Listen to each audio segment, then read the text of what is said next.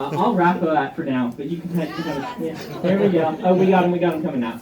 I'll delve into that more. I don't want to delve into it too much right now. You will find out probably in Era 3 some of the things that can happen with copper. All right, there's a question back here. Yes.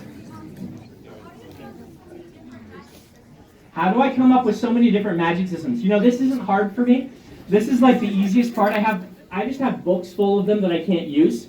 I am usually looking for a combination of several things. One is some really interesting power that I feel like people haven't explored as well as I would like to see it.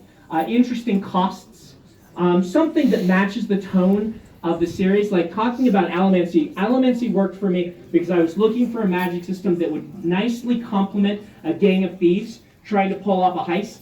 And that magic came together more just because of that reason than any specific mechanic about it. It's the tone and it's the feel of it. But this is something I love to do, is come up with interesting magic systems. You'll find that Skyward has one, though it's a science fiction book.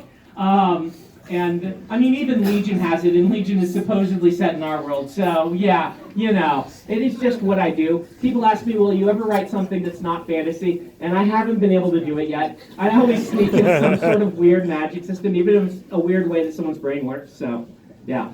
All right, go ahead. We see in a few places shards that can read people's minds or send thoughts to people's minds, which in other settings would be called telepathy. Yes.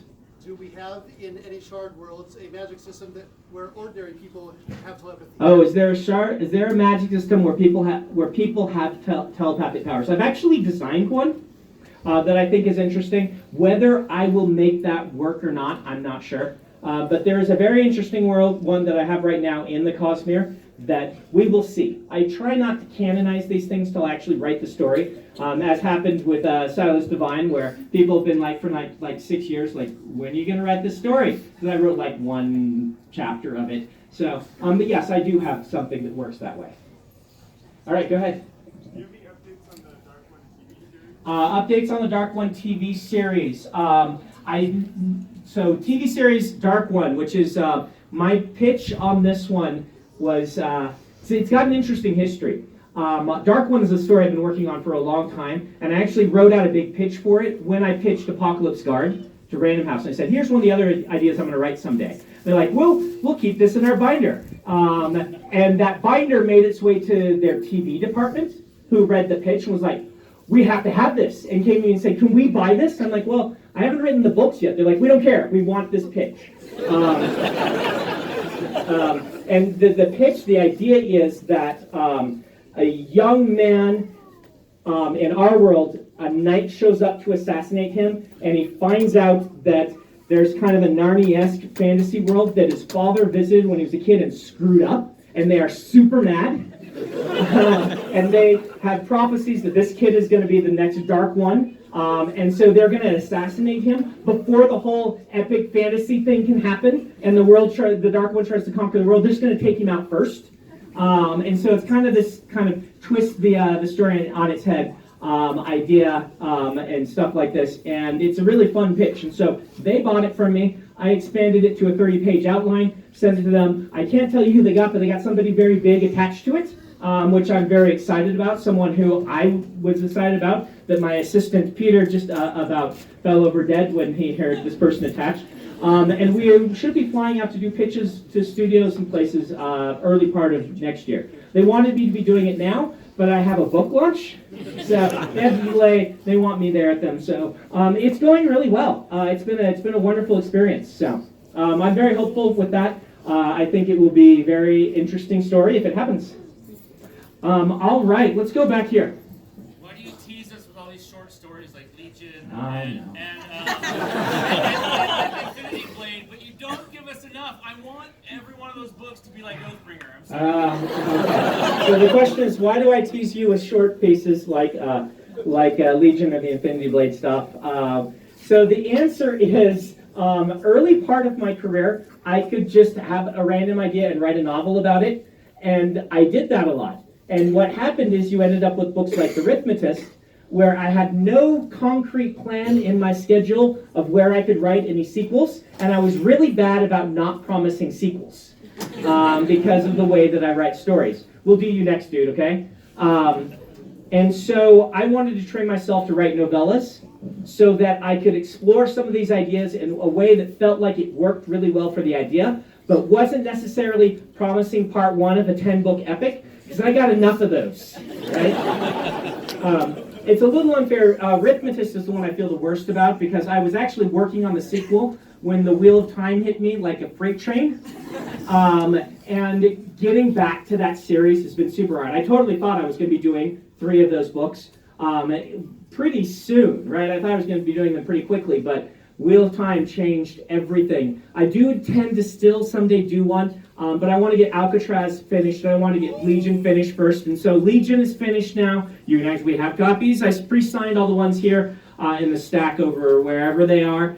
So if you don't want to wait in line, we got signed copies of Legion. Legion is done. Alcatraz is the next one. I'm clearing off my list, about halfway through the last Alcatraz book, which is called Bastille versus the Evil Librarians. I guess Bastille's writing it. The subtitle is Alcatraz versus his own dumb self. Once that's done, and those 2 have been kind of cleared off my list, I'll feel much better about the looming series that I haven't finished up. And then we'll get Arithmetis cleared off. And my goal is to, be closing off more series than I'm starting. So that's another reason why Apocalypse Guard you probably won't see for a while, because I would not release it till I finished Skyward. And Skyward 2 is done. So there's that. That's good. But I have to try to squeeze in Skyward 3 before I start on Stormlight 4, which is going to be really hard because there's only 2 months left. And I want to start on Stormlight 4 in January, so we'll see. Yes.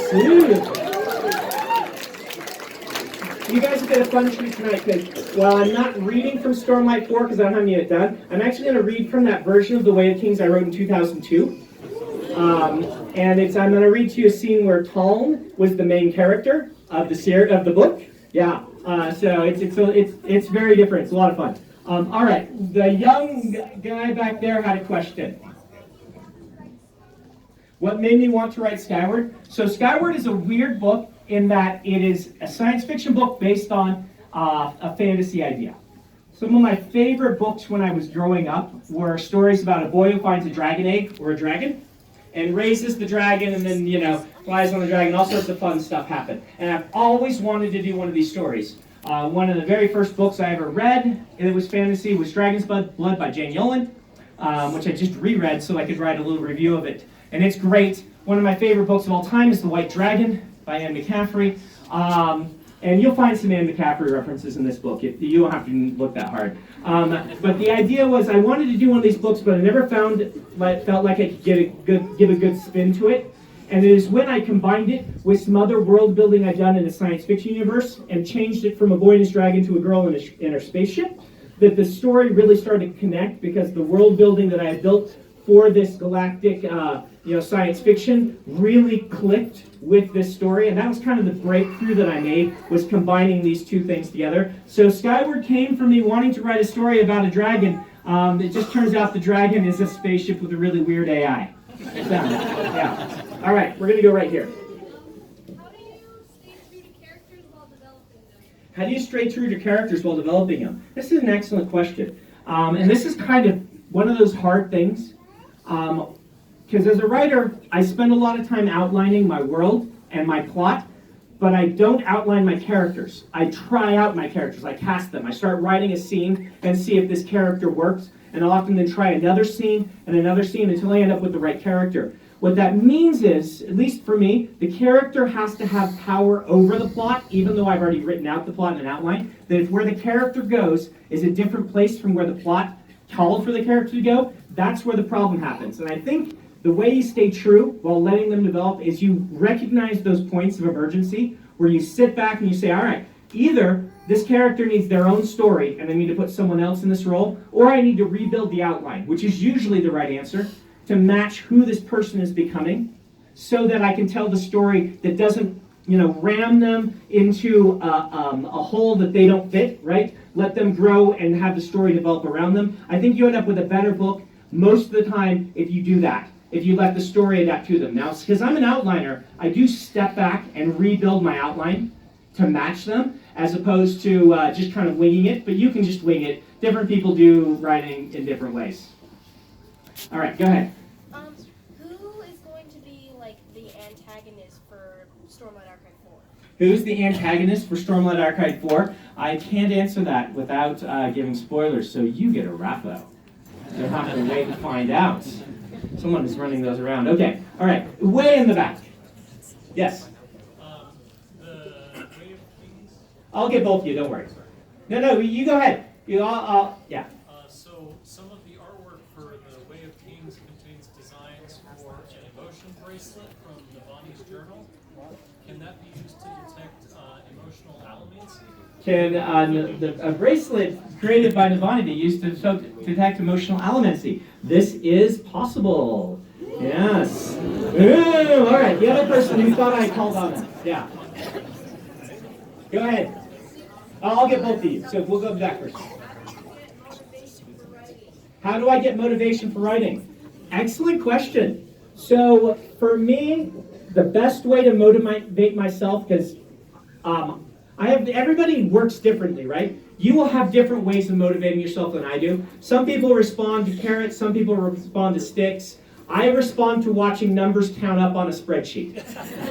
It's the whole, it's how mobile or how all video games have worked since the beginning of time, right? Give you a goal and let you work toward it and see the little experience bar count up. That is hugely motivating to me. So what I do is I keep a spreadsheet of what I'm doing in a progress bar. This is why my website has one, is because I always know what my progress is toward the end of that story, because that's how I keep myself going. So I find that if I record my word count and I watch it count up each day, that motivates me by itself. That may not work for you.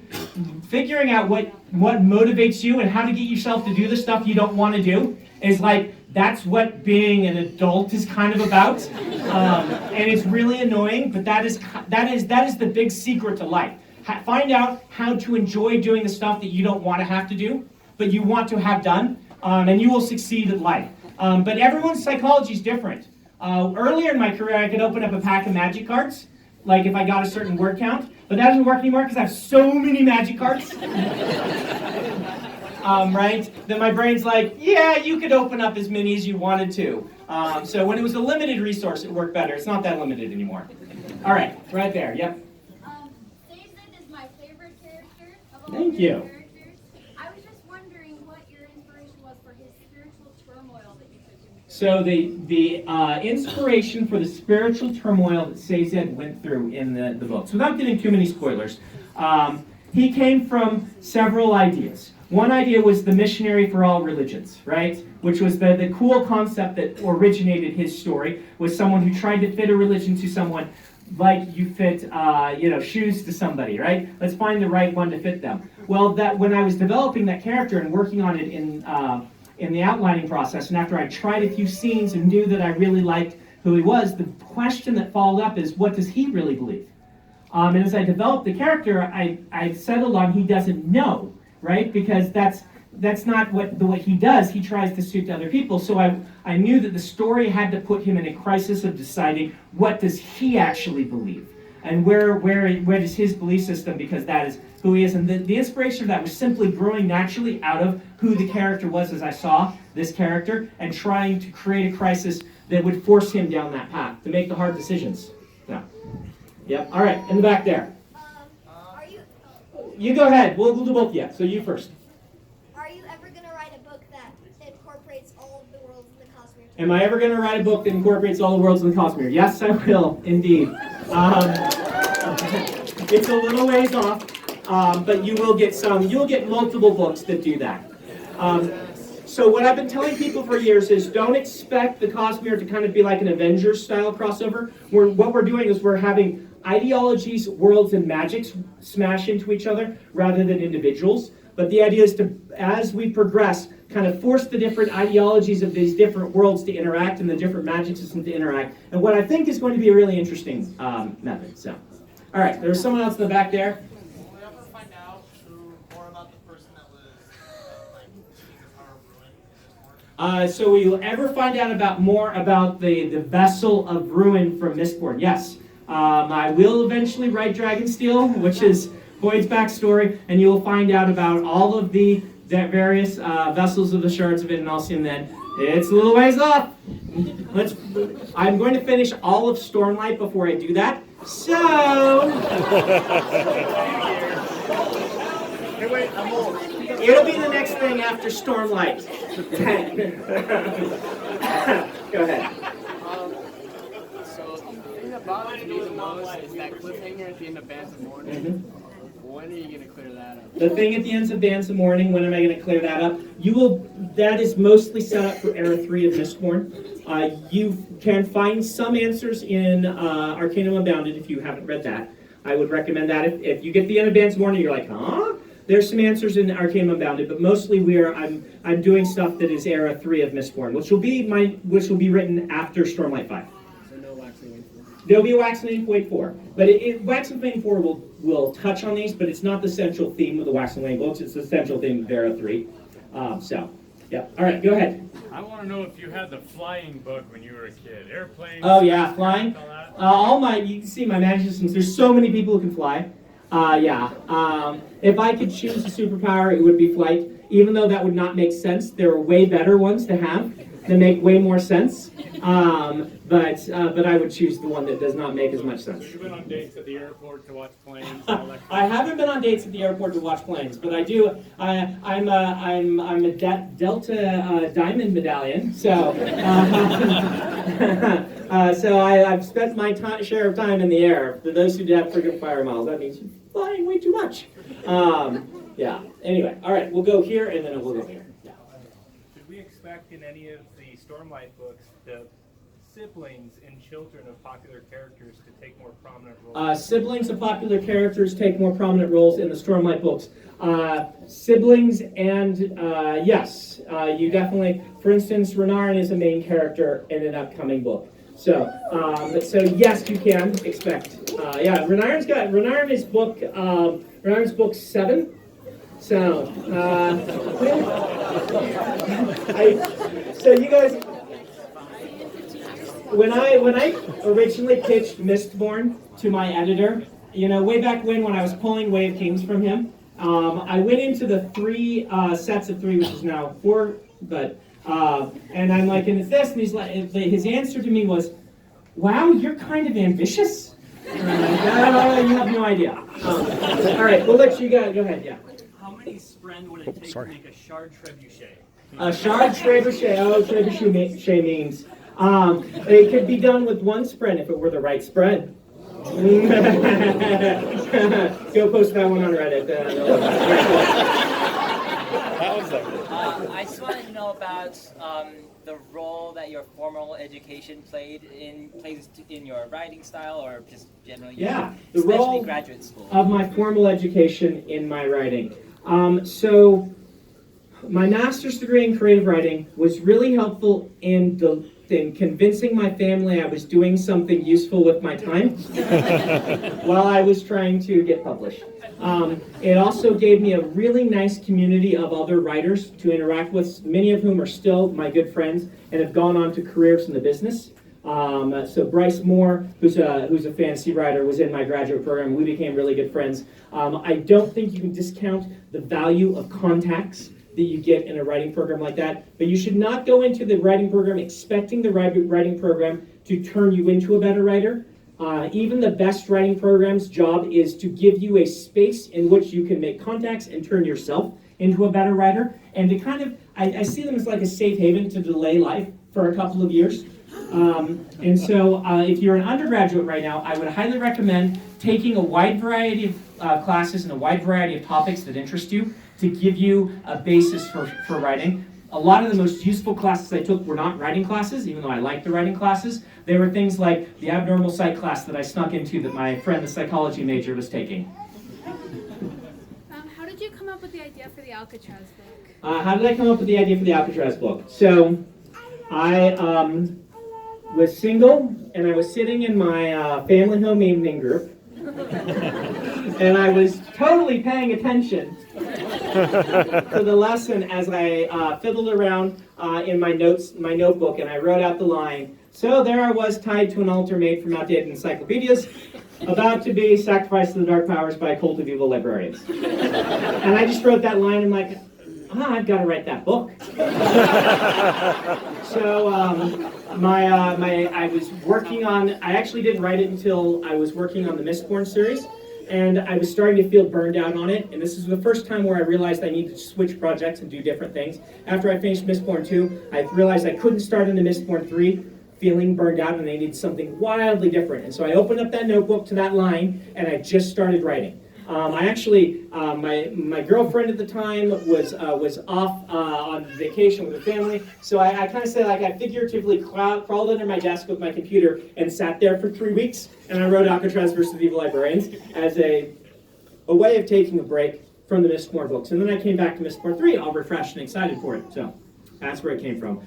And we're going to go right here.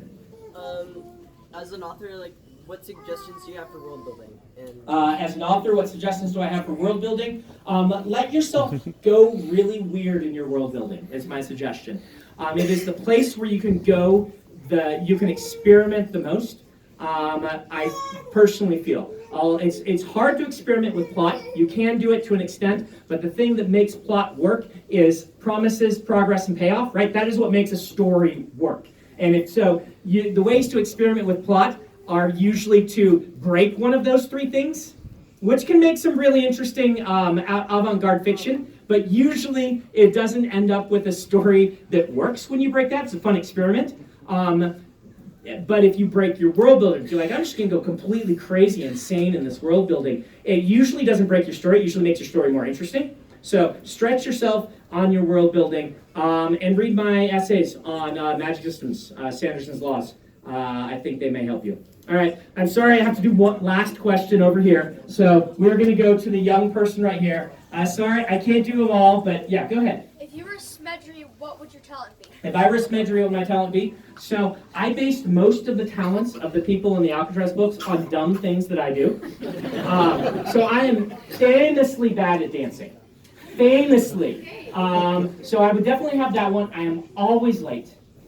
That came from me, though, really severely came from my mom, because she's even more late than I am. But most everything in there is me. But I would say probably bad at dancing would probably be my best, because I am just really bad at dancing. It's not even in a funny way. It's just in a boring way. So, all right.